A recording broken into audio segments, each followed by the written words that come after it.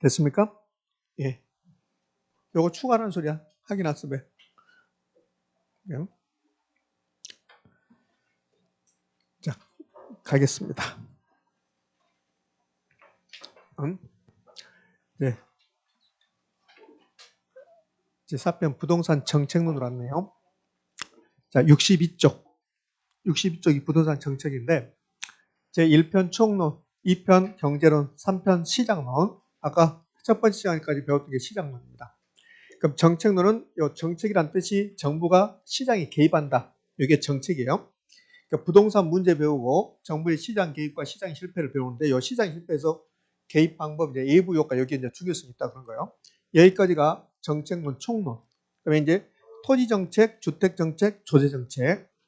주택 시장에 문제가 있어서 정부가 주택 시장에 개입한다. 주택 정책. 토지 시장에 문제 있어서 토지 시장에 개입한다. 토지 정책. 그럼 토지 문제, 주택 문제를 부동산 문제라고 해요. 그 부동산 문제에 대해서는 전혀 신경 쓸 필요가 없습니다. 부동산 문제는 시험에 나오잖아요. 보면 기본서 보면 이제 부동산 문제에서 막 자세히 써놨는데 그거 다 필요 없어요. 언제 나오는가 기억도 없으니까. 이제 정책론은 부동산 문제부터 출발하는데 부동산 문제는 필요 없고 부동산에 문제가 있으니까 그걸 해결해서 정부가 개입한다. 그래서 정부의 시장 개입 논리가 나오는 거야. 그럼 이제 왜 개입합니까? 시장이 실패해서 개입합니다. 그 뜻이에요 이게. 그러니까 이 부동산 문제가 시장이 실패다 이렇게 보시면 돼요.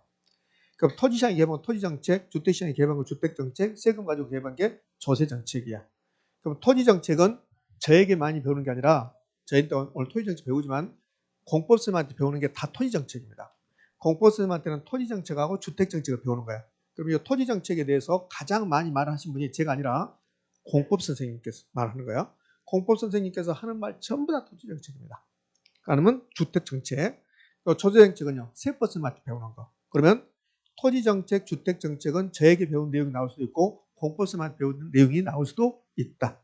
그러니까 부동산의 결론인데 이렇게 줄 수 있단 말이야. 국토계획 및 이용에 관한 법률에 이렇게 낸다고. 그러니까 공법 문제가 그대로 나온 적도 있다. 부동산의 결론에서. 주택정책도 마찬가지고 최근에 조세정책은 세법쌤한테 배운 내용을 계속 출제해요.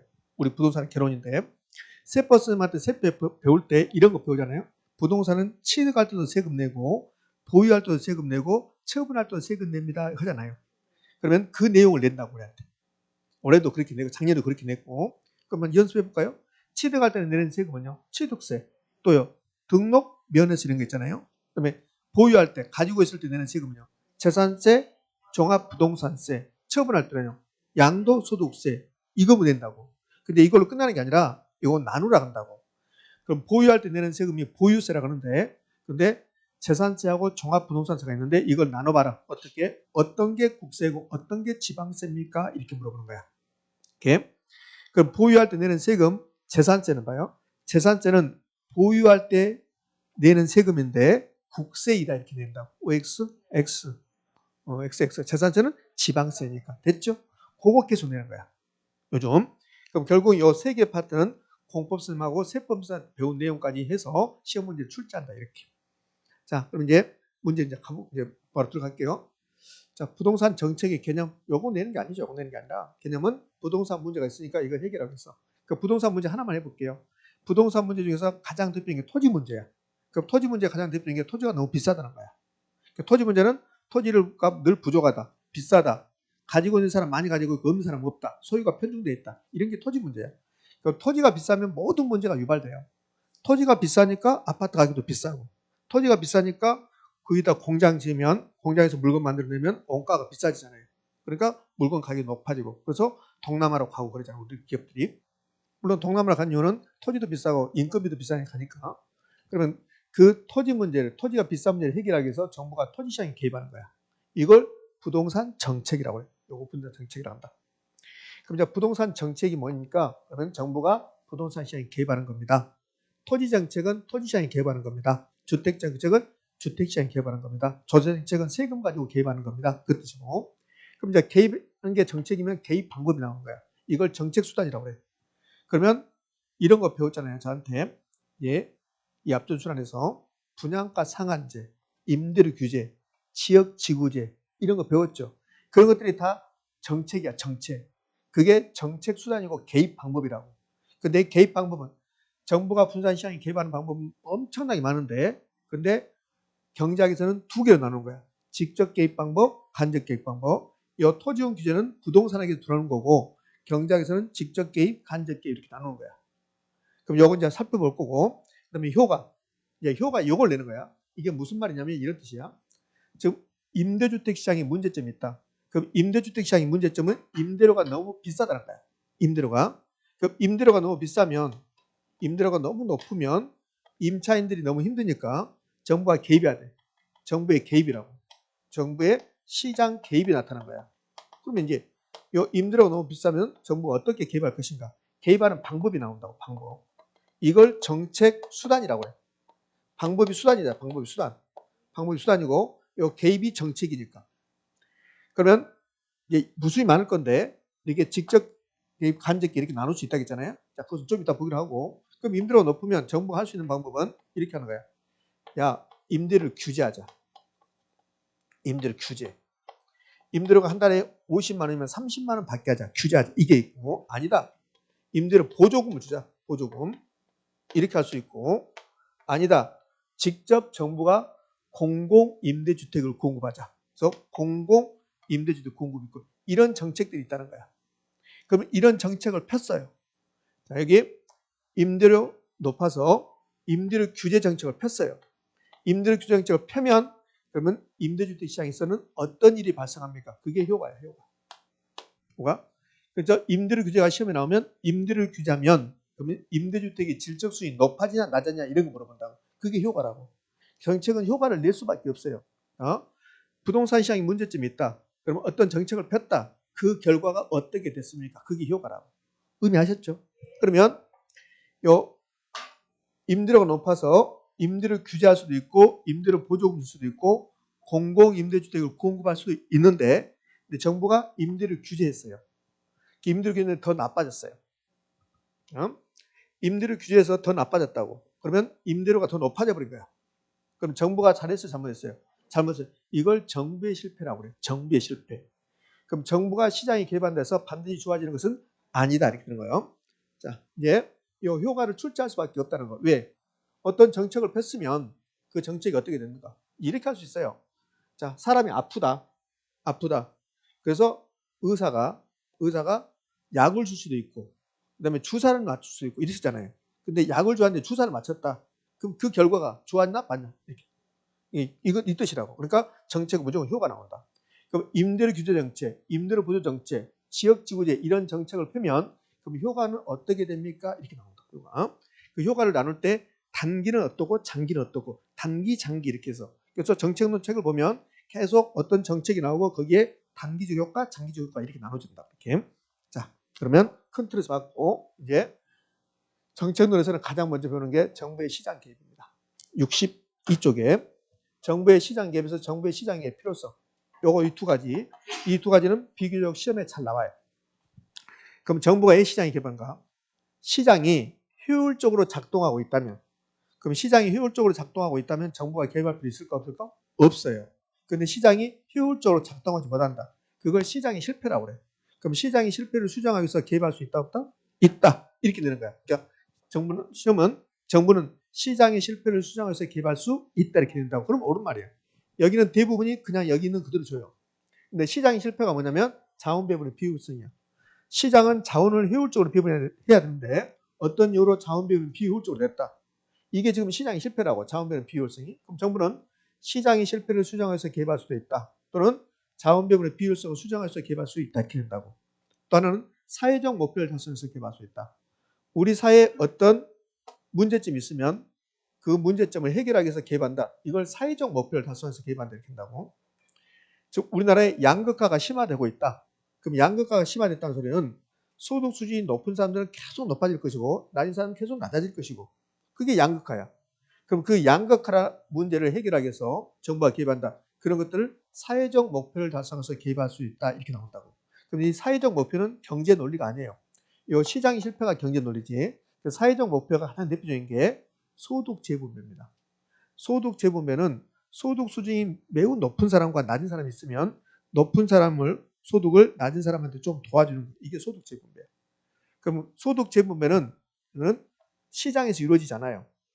그러니까 시장에 정부가 개입하지 않는 상태에서 시장에서 소득 수준이 높은 사람이 낮은 사람을 도와준다 이런 일은 없다는 거예요. 그래서 정부가 개입할 수밖에 없다. 그러니까 소득 재분배해서 정부가 세금 가지고 세금 가지고 소득 재분배하는 거야. 소득 수준이 높은 사람은 세금 많이 걷고 소득 수준이 낮은 사람은 도와주는 거야. 이게 소득 재분배야. 그럼 정부는 소득 재분배 등 사회적 목표를 달성하기 위해서 개입할 수 있다. OX, O. 주거복지. 아무리 소득 수준이 낮은 사람이라 하더라도 일정 규모 이상의 주택은 살아야 된다. 그 주거복지를 위해서 정부는 개입할 수 있다 없다? 있다. 이런 것들이 사회적 목표라고. 그럼 이제 시험은 이 두 개의 지문 이렇게 나오기도 하고 좀 더 부수적인 설명을 한다면 이렇게 한다고. 소득 재분배, 주거복지 등 사회적 목표를 달성할 수 개입할 수도 있다. 끝나는 거야 이렇게. 근데 이제 아직 시험에 한 번도 안 나온 이거라고. 그러면 정부가 시장에 개입하는 거, 이 개입하는 것은 정부의 기능입니까 아닙니까? 기능이지. 정부의 역할이지. 정부가 시장이 실패했는데 불구하고 정부가 개입하지 않았다. 그러면 그 정부는 기능을 하지 않고 있는 거라고. 정부의 역할을 하지 않는 거라고. 그래서 이 시장 개입하는 게 정부의 기능 역할인데 이걸 학문적으로 나누면 시장의 실패를 수정하기 위해서 개입하는 것은 경제적 기능이라고 하고 사회적 목표를 달성하기 위해서 개입하는 것을 정책적 또는 정치적이라고. 정치적 기능이다 이렇게 불러. 정책적이라고 할 수도 있고 정치적이라고도 할 수도 있고. 그럼 혹시라도 이렇게 나오면 O인가 X가 봐봐요. 정부는 시장의 실패를 수정해서 개입할 수 있는데 이는 정치적 기능이다. OX. OX? 자, 다시 해. 알았습니다. 다시 해. 정부는 시장의 실패를 수정해서 개입할 수 있는데 이는 정치적 기능에 해당한다. OX? X. 시장의 실패는 경제적 기능이다. 이렇게. 됐죠? 그건 안 나왔지만 그렇게 나올 수도 있다는 거예요. 그럼 요 2번은 사회적 목표는 여러 가지 있을 수 있어요. 그래서 효율성일 수도 있고 형평성일 수도 있다. 자, 그러면 시장이 개입의 필요성이 나타나면 이제 개입해야지. 그래서 개입 방법이 나온 거야. 개입 방법이 정책 수단이고 요 개입 방법은 매우 중요해요. 그래서 별표 3개짜리네요. 개입 방법, 시장 개입 방법, 정책 수단. 그럼 시장의 개입 방법은 몇 가지? 무수히 많아. 무수히 많은데 근데 경제학에서는 두 개로 나누는 거야.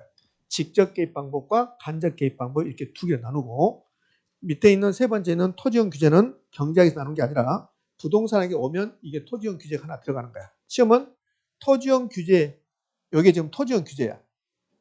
이걸 한 번도 물어본 적이 없어요. 그럼 시험은 어떻게 되냐면 여기서 별표 3개짜리니까 매우 빈번하게 출제되는데 이렇게 주는 거야. 토지은행이라는 걸 주는 거예요. 토지은행. 그럼 토지은행이라는 토지 정책은 직접 개입이냐 간접 개입이냐 이렇게 물어봐. 그럼 직접 개입, 간접 개입. 직접 개입. 그럼 직접 개입 뜻, 간접 개입 뜻은 한 번도 물어본 적이 없어요. 그러니까 이걸 암기하는가 암기 못하는가 그거 물어보는 거야. 그러면 이렇게 박스를 주고 나서 이 중에서 직접 개입 방법은 무엇입니까? 간접 개입 방법은 무엇입니까? 이렇게 물어본다고. 의미하셨죠? 그럼 이제 직접 개입, 간접 개입 이제 뜻을 좀 보고 갈게요. 뜻만 보고 갈 테니까 그림 나올 건데 그림 그릴 필요가 없어요.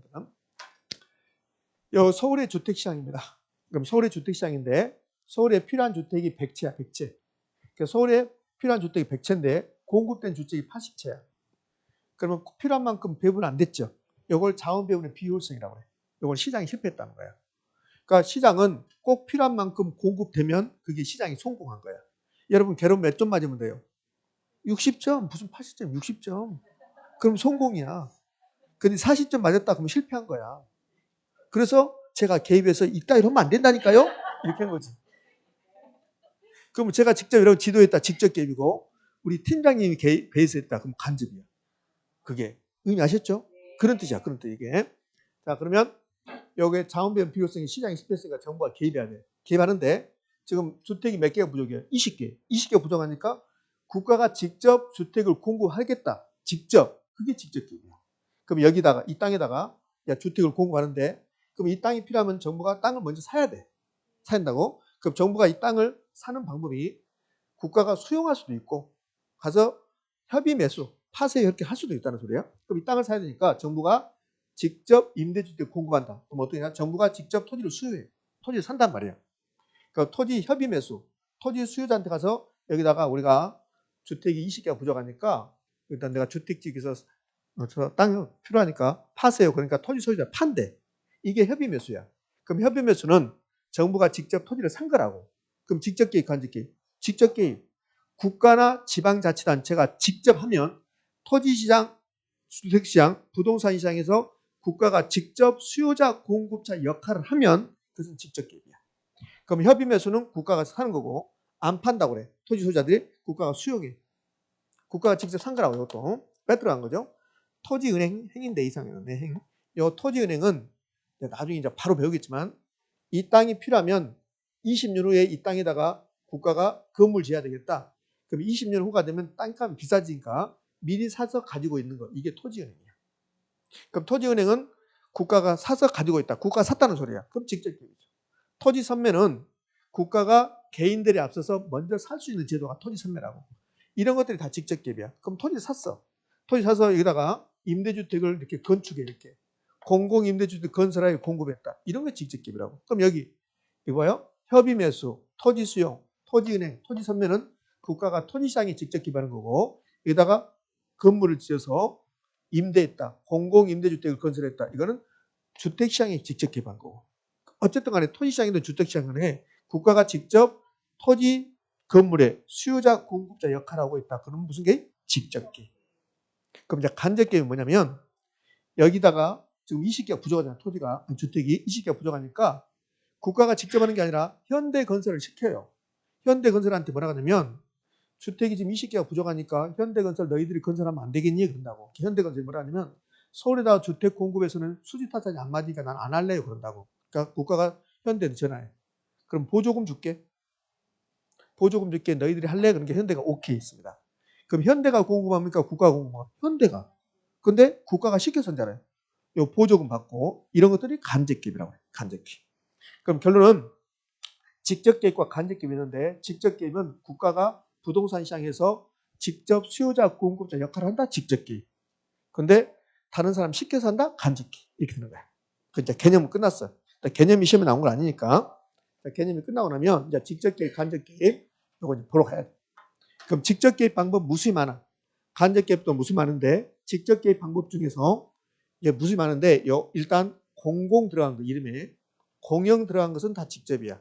그러니까 요 정책 이름에 공공 들어가거나 공영 들어가면 직접 개입이다. 그걸로 끝나는 거야. 그러면 공영개발, 공공투자사업, 공공임대보유. 공공임대보유가 무슨 말입니까? 공공투자사업이 무슨 말입니까? 그거 물어본 게 아니라고. 공공임대주택 공급. 이게 다 공공 들어가잖아요. 직접 개입. 그러면 좀 이따 보겠지만 요 공공임대주택에 여러 가지 종류가 있어요. 공공임대주택에 국민임대주택 이런 게 있다고. 그중에서 행복주택이라는 게 있는 거야. 요 행복주택이 공공임대주택의 하나의 종류야. 그럼 시험에 공공임대주택이 나오든 행복주택이 나오든 직접 개입, 간접 개입, 직접 개입 이렇게 된다고. 이렇게. 의미하셨죠? 이렇게. 그러면 이제 여기까지는 공공 들어가니까 외울 필요가 없어. 그다음에 토지은행을 공공토지비축 공공 들어갔네요. 공공생략하고 그냥 토지비축. 그러니까 세 가지가 똑같단 말이야. 토지은행, 공공토지비축, 그냥 토지비축 세 가지가 똑같단 말이야. 그럼 토지은행은 미래에 10년 후에 미래 토지를 사용하기 위해서 국가가 미리 개발되기 전에 토지를 사서 가지고 있다가 그때 써먹겠다. 이게 토지은행이에요. 그럼 국가가 직접 샀어요, 안 샀어요? 샀지. 그러니까 토지은행이 직접 개입이라고. 여기 직접 개입, 간접 개입에서 이제 요거 구별할 때 가장 잘 나오는 게 많이 나왔던 게 이겁니다. 요거. 임대료 보조. 그 다음에 최근에 아주 잘 나온 게 토지은행입니다. 토지는 계속 직접이냐 간접이냐 물어봐요. 이렇게. 토지 수용 아까 봤죠? 협의 매수.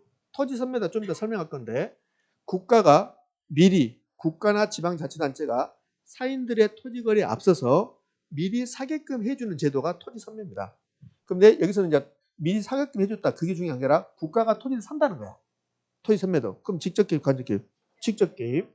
도시개발사업, 도시재개발사업 다 전부 국가가 하는 겁니다. 이런 것들을 직접 개입 이렇게 불러요. 직접 개입.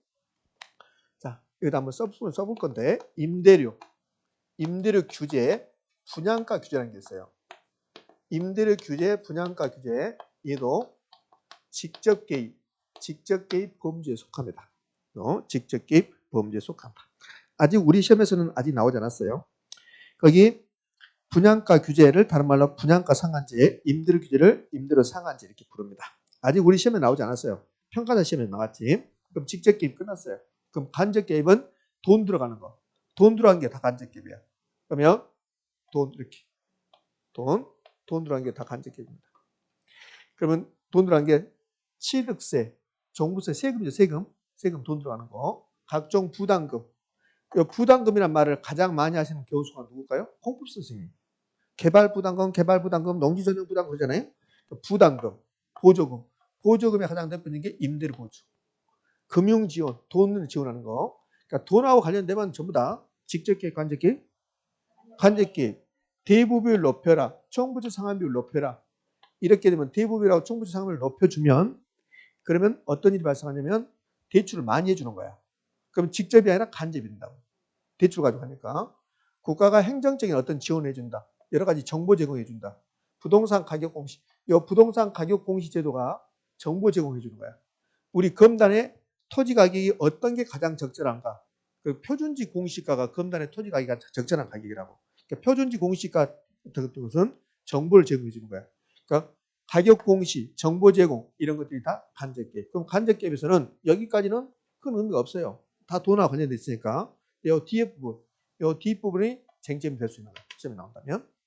토지용 규제는 한 번도 물어본 적이 없어요. 어떤 게 토지용 규제입니까? 물어본 적이 없습니다. 토지용 규제는 내 땅인데 내 마음대로 못하는 거. 봐봐요. 토지 이용을 규제한대 국가에서. 그럼 내가 내 땅에다가 30층짜리 건물 짓고 싶은데 근데 그 땅이 개발제한구로 지정돼요. 개발제한구로. 자연환경 보존지역으로 지정돼요. 그럼 30층짜리 건물 지을 수 있다 없다? 없다. 그게 토지용 규제야. 그러니까 공법 선생님이 말하는 지역주구제. 저는 지역주구제라지만 공법 선생님은 지역주구라고 안 해요. 공법 선생님께서는 용도지역, 용도지구, 용도구역. 이게 전부 다 토지용 규제야. 네 땅에다 네가 뭐 할 때 마음대로 하지 말고 인가받고 해라, 허가받고 해라. 그다음에 건축규제 몇 층까지만 지어라. 건폐율 몇 %다 이런 거. 지구단위 계획은 어느 지역이 지구단위 계획구역으로 지정되면 지구단위 계획이 수립되고 이 지구단위 계획에 맞게끔 토지 이용하는 소리야. 자, 여기가 인천인데 여기가 내 땅이 있어요. 내 땅인데 여기가 지구단위 계획구역으로 지정돼요.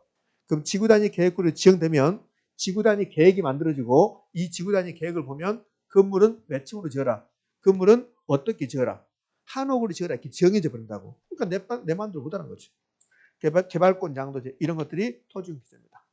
요거 이제 별표 3개인데 지역주규제, 토지용 규제는 별로 안 중요하고 요 두 개 구별하는 건 매우 중요해요. 여기 이제 두 개 구별하는 게 별표 3개짜리.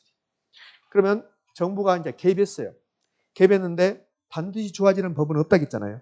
그러면 정부가 개입했는데 잘못 개입한 거야. 봐요.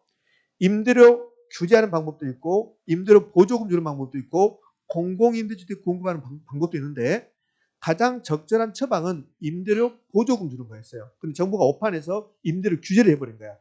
그럼 정책을 잘못 써버린 거지. 그럼 더 나빠져. 이걸 정부의 실패라고 해요.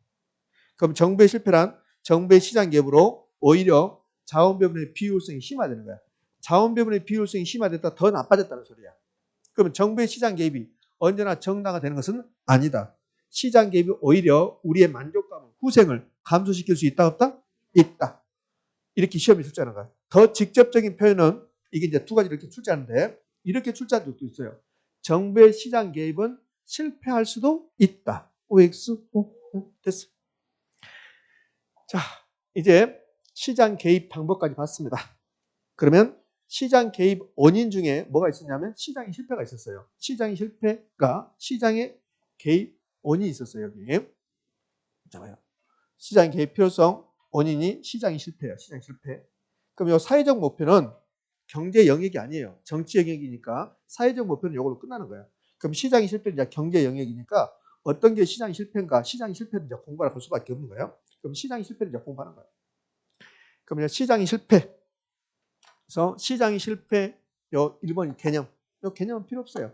시장의 실패는 아까 그림에서 이게 시장의 실패라고 봤습니다.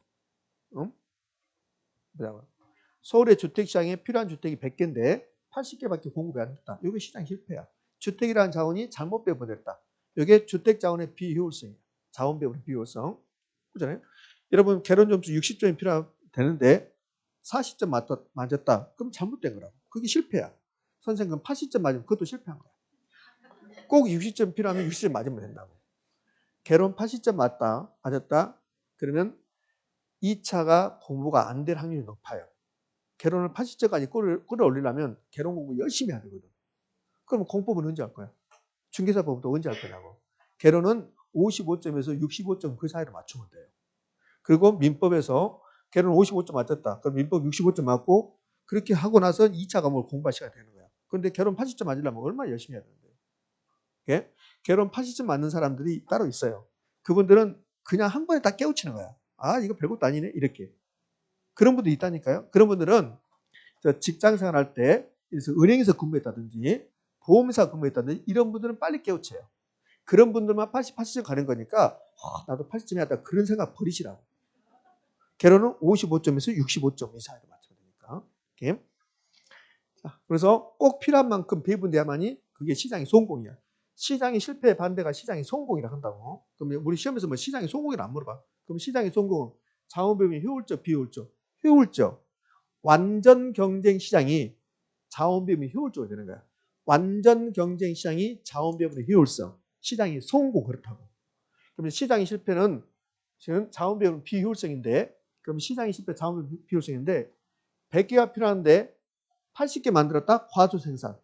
100개가 필요한데 120개 만들었다? 과잉 생산. 여기 시장이 실패야. 그럼 시장이 실패가 무슨 말입니까? 그거 안 물어봐. 과잉 생산이 시장이 실패입니까? 과소 생산이 시장이 실패입니까? 안 물어본다고. 그냥 시장이 실패는 시장이 잘못했다 그 소리야.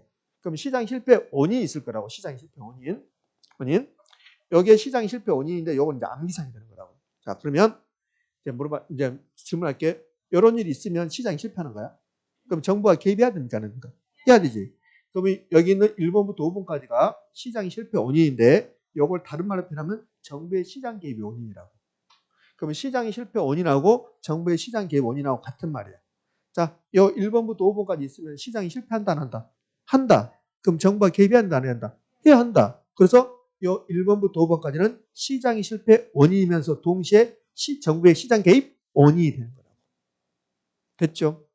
이제 암기사항인데 근데 여기 불자 이 불자를 빼고 나와.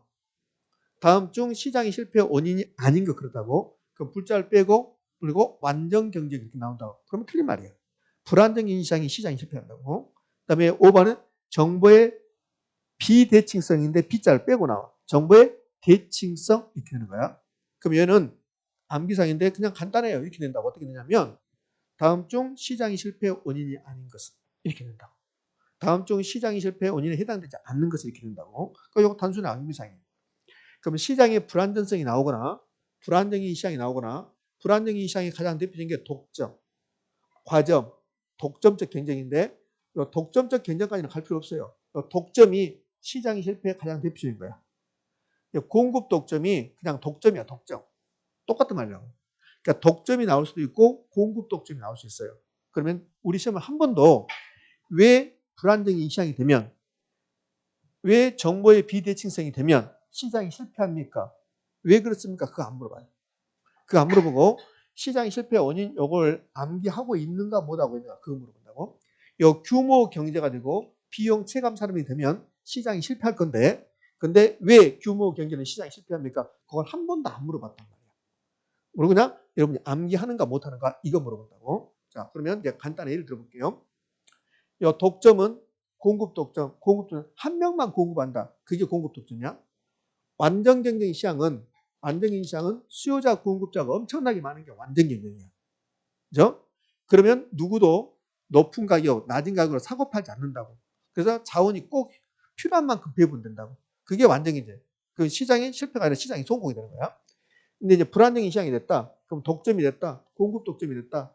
이건 한 명만 공급한다는 거야. 자, 그러면 우리나라에 연탄이 100장이 필요해. 100장이 필요한데 근데 100장이 공급돼. 100장이 공급됐습니다. 그럼 시장이 성공했습니까? 실패했습니까? 성공한 거야. 성공. 의미하셨죠? 자, 그런데 이 공급 독점이 됐단 말은 연탄 공장에서 연탄을 공급한 사람이 딱 한 명밖에 아니라는 소리야. 그럼 내가 연탄 공장인데 사장인데 우리나라 연탄 공장에서 연탄을 공급할 건데 딱 한 명만 있다. 공급자가. 그러면 생각해봐요. 100장을 만드는 게 이 기업 입장에서는 유리한지, 100장 만드는 게 유리한지, 60장만 만드는 게 유리한지. 60장 만드는 게 훨씬 유리해요. 기업 입장에서는. 60장 만들어서 비싼 가격에 받으면 기업 입장에서는 훨씬 더 많은 수익을 얻을 수 있다고. 그래서 독점이 돼버리면 공급량을 스스로 독점 기업이 조절할 수 있다고. 그래서 필요한 만큼 안 만들게 된다고. 그 필요한 만큼 안 만들면 시장이 성공해서 실패했어요. 실패했다고. 그래서 독점이 되면 시장이 실패한 거야. 근데 이 논리를 우리 시험에서 물어본다, 안 물어본다? 안 물어보고 독점, 공급 독점, 그러면 시장이 실패 이렇게 말한단 말이에요. 의미하셨죠? 이 과정도 마찬가지입니다. 이 독점하고 가점을 묶으면 독과점이라고. 독과점. 그 독과점은 그냥 독점이라고 생각하시면 돼요. 규모 경제가 시장이 실패인데 왜 규모 경제가 시장이 실패입니까? 한 번도 안 물어보고 앞으로도 물어볼 일은 없어요. 그럼 규모 경제가 시장이 실패인데 이 규모 경제가 나중에 독점이 돼요. 그렇죠?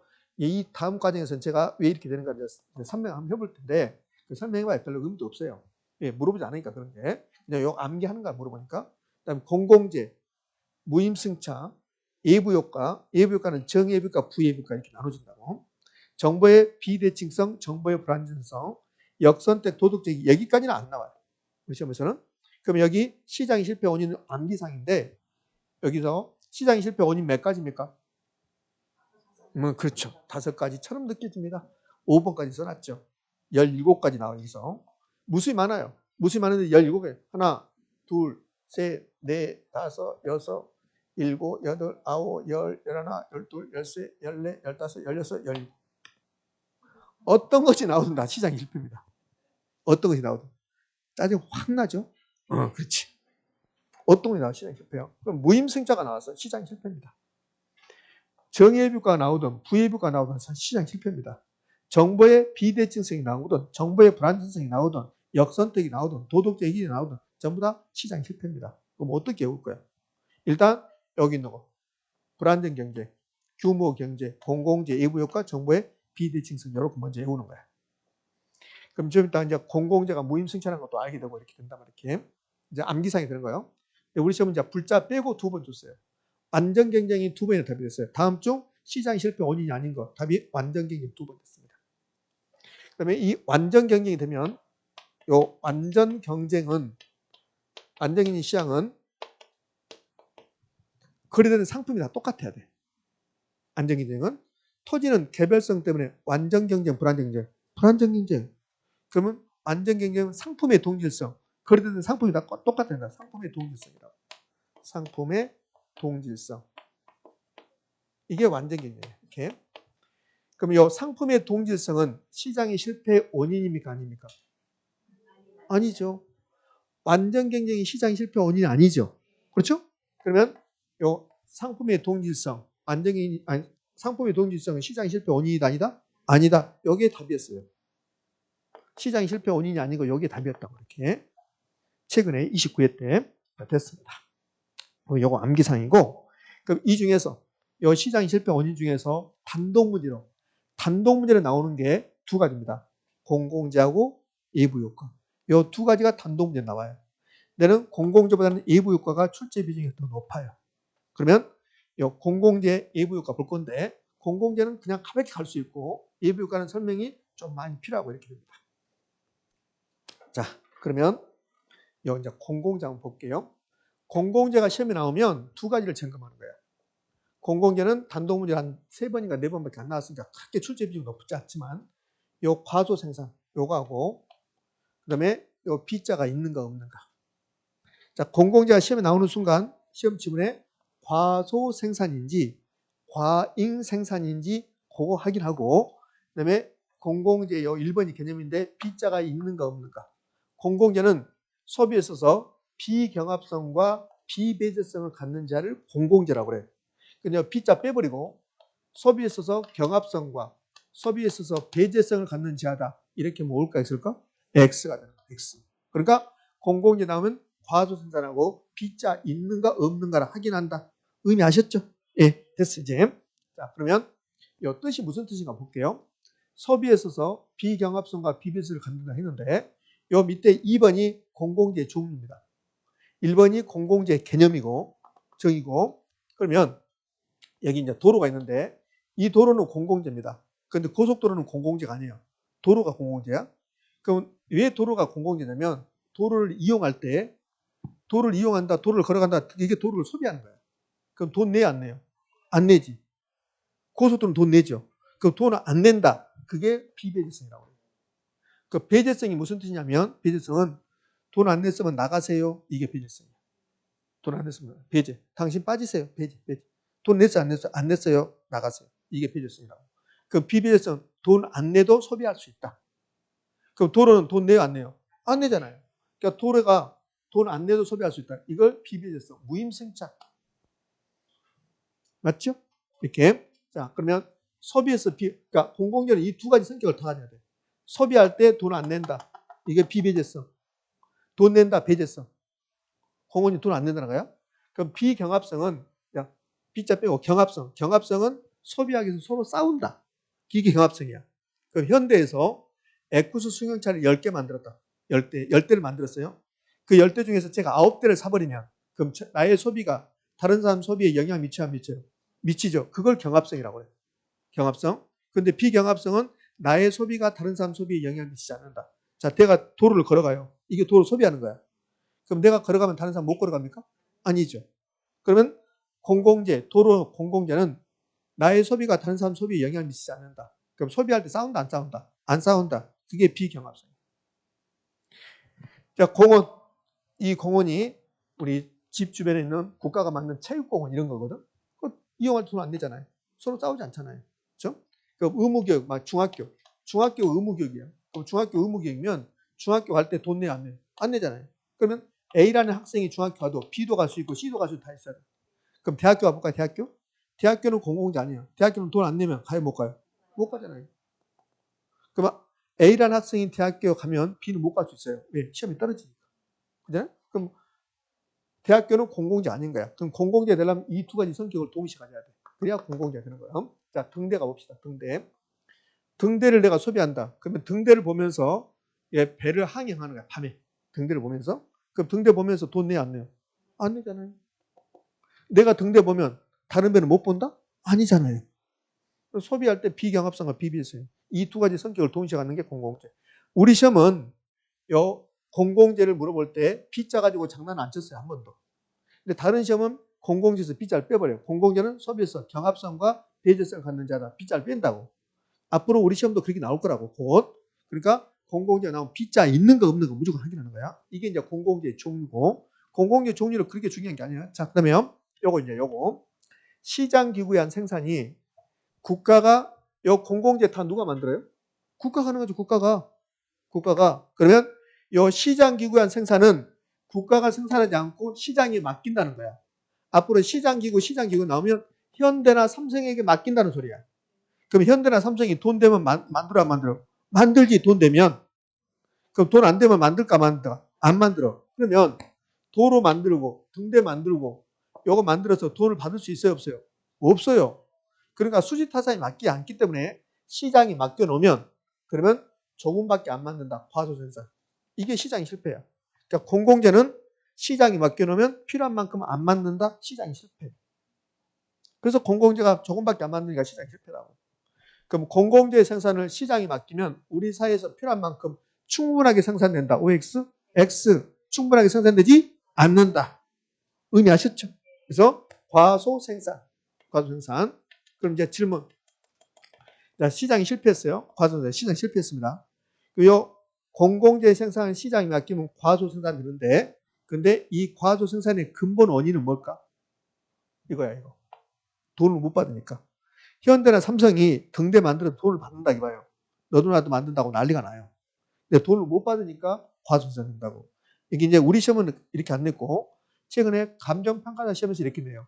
공공재 생산을 시장이 맡기면 과소생산된다. 그 원인으로 가장 옳은 것은 그랬어요. 3번 무임승차. 답 몇 번? 3번. 과소생산은 무임승차 때문에 돈을 못 받기 때문에 그렇다. 예? 그러면 시장이 실패했습니다. 그럼 대체 이게 이제 정부가 시장에 개입하는 거야. 그러면 여기 있는 거 등대도 만들어야 되고 가로등도 만들어야 되고 지금 여러분들 가로등이 몇 분씩 계시나 가로등 가로등도 졸고 있는 그처럼 지금 졸고 있는 분이 몇 분 계신가요? 비 오는 골목길에 그것은 가로등이지 왜 여러분이 가로등이야 지금? 막 졸고 있습니다. 인사는 한 번만 하면 되는데 계속 나한테 인사하고 오늘은 수업 끝나고 숙박비를 받아야 됩니다.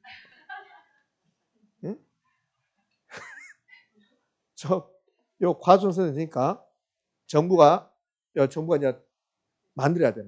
대책은 정부가 만든다는 소리야. 그러면 정부가 가로등도 퉁대도 국방도 해야 되고 뭘 가지고? 세금 가지고. 기금을 설치해서. 기금. 그러니까 국가가 뭐 하기 위해서 기금 설치하거든요. 그러면 오늘 집에 가면서 복권 하나 사, 복권. 복권을 사서 뒷부분 보면 깔끗한 글씨가 뭐가 써있어요. 그러면서 체육진흥기금 0.001% 했다고. 그 복권 가격의 0.001%를 체육진흥기금으로 쓰겠다는 소리예요. 그 돈 가지고 여기 국가대표한테 돈 월급도 주고 그럴 수 있다는 거예요. 그게 체육진흥기금. 그런 것처럼 국가에서 만들 수 있어요. 등대 설치 기금 이렇게 할 수 있다는 거예요. 그러니까 국가는 세금이나 기금 가지고 이런 것들을 직접 국가나 공기업이 직접 생산한다. 그럼 여기 있는 거 전부 다 국가가잖아요. 왜? 시장에 맡기면 안 되니까. 예? 자, 요 정의예비효과는 내가 대가 지불하지 않고 혜택 보는 게 정의예비효과야. 대가 지불하지 않고. 그럼 여기 있는 것은 내가 대가를 지불하지 않고 다 혜택 보는 거죠. 그래서 정의예비효과. 그럼 공공재는 정의예비효과를 유발시킨다. OX? O? O. 근데 정자 빼고 공공재는 예비효과를 유발시킨다. 그래도 옳은 말이에요. 자, 여기 소비에서 규모 경제까지는 할 필요 없는 거예요. 이제. 그럼 공공재가 다 끝났습니다.